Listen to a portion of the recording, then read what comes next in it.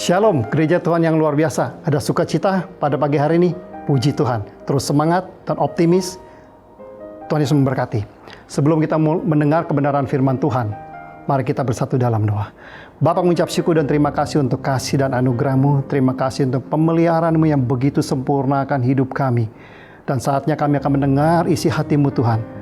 Dan jamah mulut bibir lidah hamba-Mu menyampaikan kebenaran firman-Mu ini. Kau jamah setiap pemirsa yang mendengar dan melihat semua ini ya Bapa. Dalam nama Yesus, saya mengucap syukur dan sudah berdoa. Haleluya. Amin. Jemaat yang terkasih dalam Yesus Kristus, tema pada hari ini adalah iman sama dengan mujizat.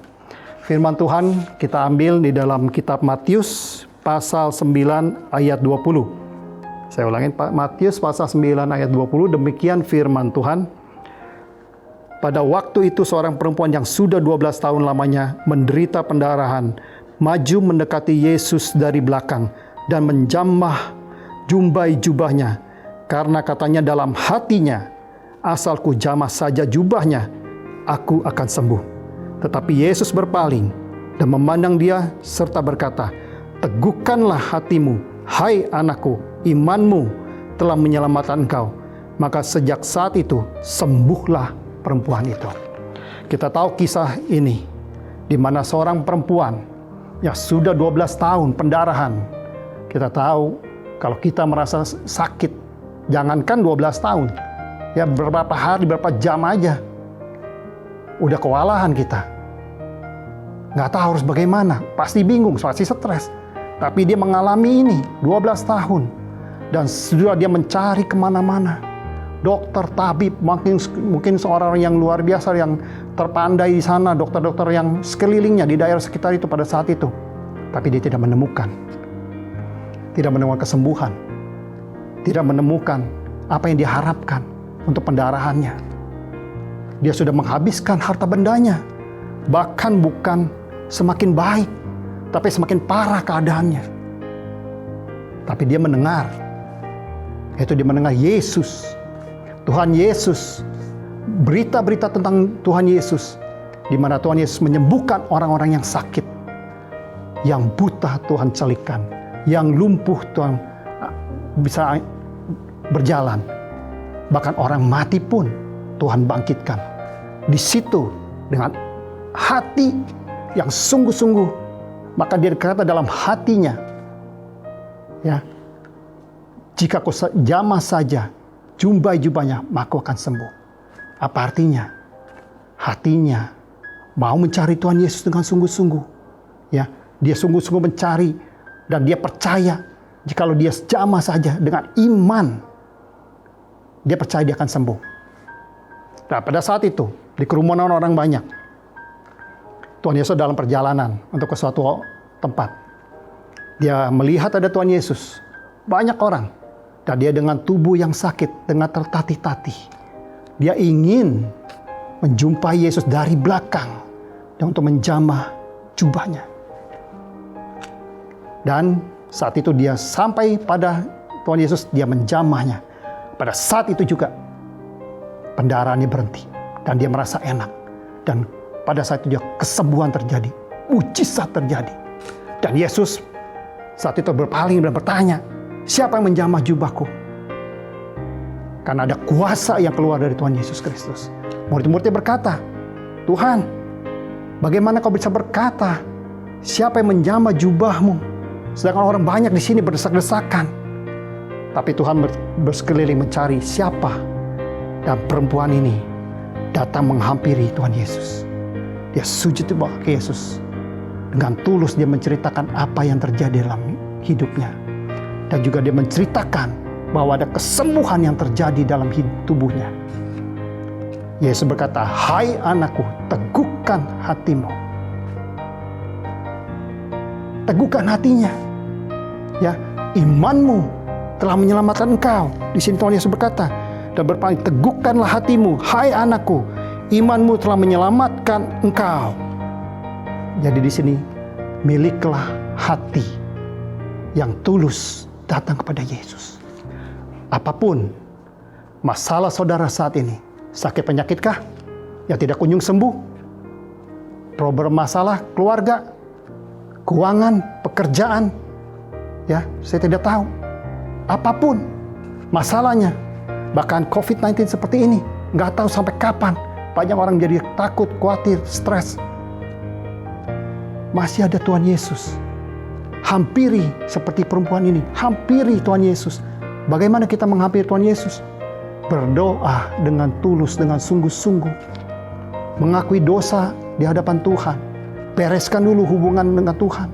Setelah Tuhan mengampuni dosa saudara dengan sungguh, saya percaya mujizat akan terjadi.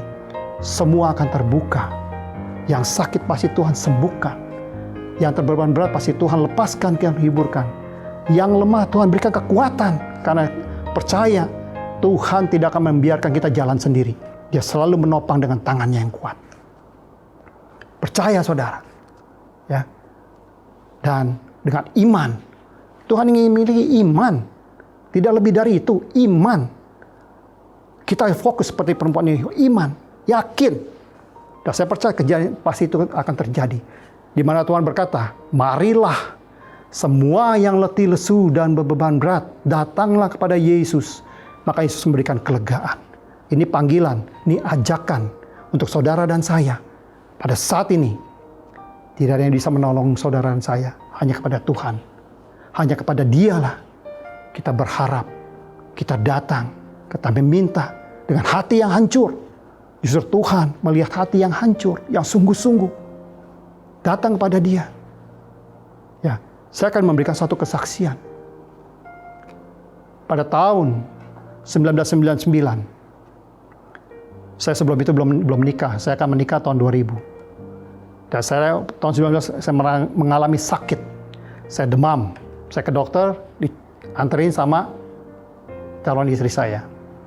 Setelah diperiksa, dan dia juga setelah itu dia bilang, saya juga mau diperiksa. Dia mau tanya sama dokter, dok kenapa ke tangan saya selalu gemetar? Kalau begini seperti gemetar.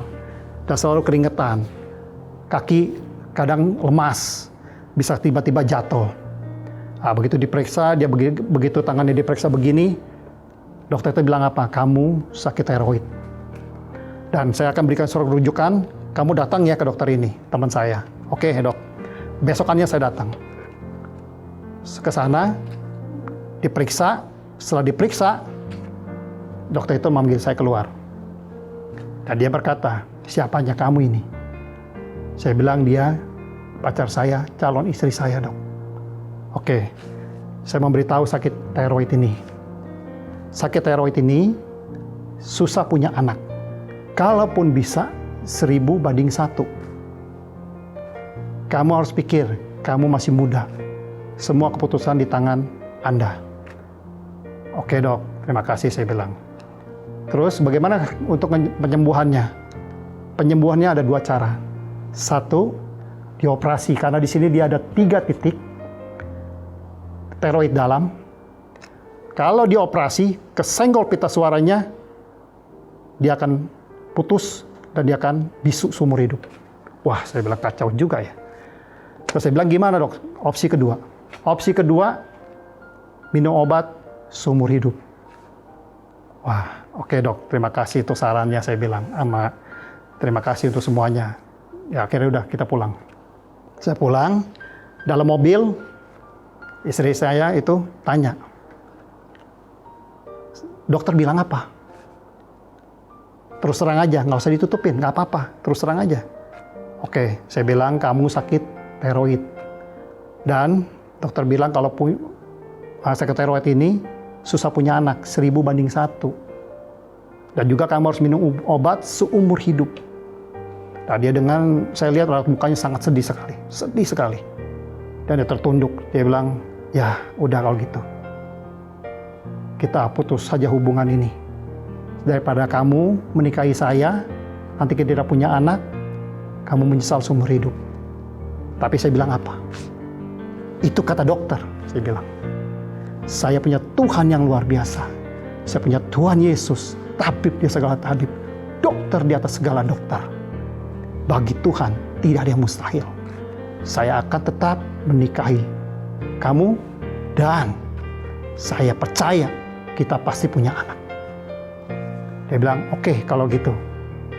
Tapi jangan menyesal lain kali. Oke, saya bilang. Berjalan waktu, kita menikah tahun 2000. Dan malam pengantin, saya berdoa bersama istri saya gandeng tangan. Saya berdoa. Saya bilang, Tuhan terima kasih untuk pernikahan yang kau persatukan ini. Dan saatnya hamba-Mu berdoa meminta keturunan yang daripada Engkau, baik itu lelaki maupun perempuan. Kami serahkan dalam tangan-Mu, kami ucap syukur. Saya berdoa begitu. Bulan depan, periksa, positif. Puji Tuhan, haleluya. Sukacita luar biasa. Istri saya juga sukacita, keluarga besar sukacita. Saya pun juga luar biasa. Saya datang ke dokter itu lagi. Saya bilang, Dok, istri saya positif. Dia bilang, luar biasa katanya. Ini mujizat 1000 banding 1, kamu satunya. Bayangin dokter bisa berkata seperti itu. Tapi itulah mujizat, itulah iman saudara. Itulah yang Tuhan harapkan dari saudara dan saya. Miliki hati yang sungguh-sungguh, miliki iman yang teguh. Ya, di sini kita bisa memuliakan nama Tuhan. Kita menjadi saluran berkat, kita bisa menjadi kitab yang terbuka dapat dibaca semua orang. Ya, saya tutup firman Tuhan ini dalam Ibrani 11 ayat 6. Di sini dikatakan, tetapi tanpa iman tidak mungkin orang berkenan kepada Allah.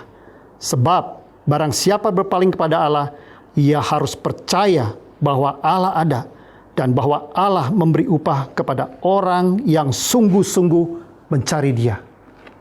Jadi, ada upah untuk orang yang sungguh-sungguh mencari Dia. Ya, ada upah di sini dikatakan. Tapi tanpa iman, tidak ada orang yang berkenan kepada Allah. Tidak. Saya mengajak saudara dan saya miliki hati yang sungguh-sungguh. Miliki iman yang teguh di dalam Tuhan. Mujizat masih ada. Mujizat selalu ada di dalam Tuhan. Bagi orang yang percaya, yang mencari Dia. Tuhan Yesus memberkati. Mari kita berdoa. Bapa, mengucap syukur dan terima kasih untuk kasih anugerah-Mu. Terima kasih untuk firman-Mu. Kami percaya firman-Mu adalah benih yang hidup. Biarlah mereka yang mendengar semua ini ya Bapa, Kau jamah dia. Kau jamah mereka Tuhan. Kami percaya kuasa-Mu tidak dibatasi ruang dan waktu. Apapun pergumulan masalah mereka, yang sakit Tuhan sembuhkan. Yang terbeban berat Kau lepaskan, Kau hiburkan. Yang lemah diberikan kekuatan. Bahkan yang berdosa Tuhan ampuni. Terima kasih Bapa di surga. Kami mengucap syukur hanya di dalam nama Bapa, Putra dan Roh Kudus, dalam nama Tuhan Yesus Kristus. Haleluya. Amin.